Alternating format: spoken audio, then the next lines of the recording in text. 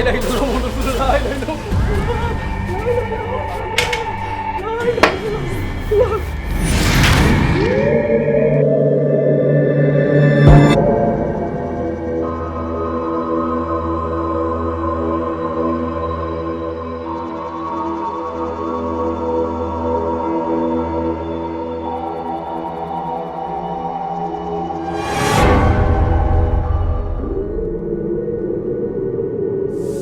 আপনি এখান থেকে চলে যান,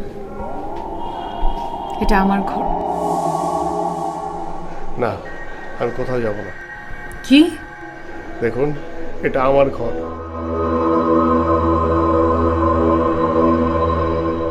হ্যাঁ, এটা আমার ঘর। এটা আমার ঘর, আমি ভাড়া দিয়ে থাকি, টাকা খরচ করে থাকি।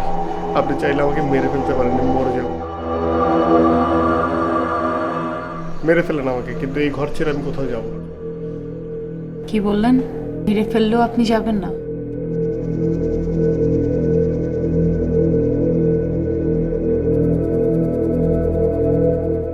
আপনার বাড়িতে কে কে আছে? মা, বোন আর ছোট ভাই। বাবা নাই? আমি যখন অনেক ছোট তখন বাবা মারা গেছে। আমার বাবা নেই। আপনারও বাবা নেই?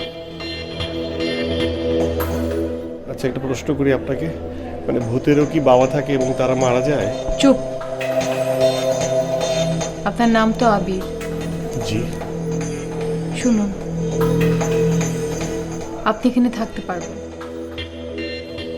আমি আপনাকে কোনো ডিস্টার্ব করব না, কিন্তু আমার কিছু শর্ত আছে, সেটা মেনে চলতে হবে।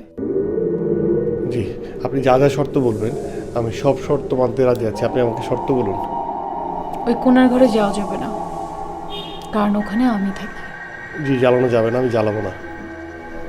আর দিনের বেলা আমি ওখানে ঘুমাই। তাহলে তো খুব ভালো হলো। দিনের বেলাতে আমি বাসায় থাকি না, আমি অফিসে থাকি।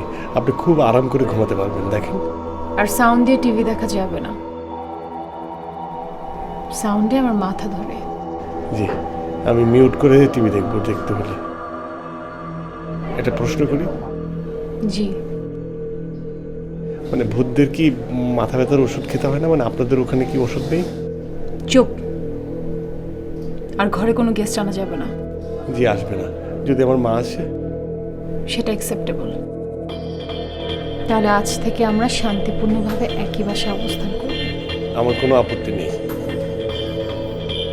এখন আপনি এখান থেকে যান। জি।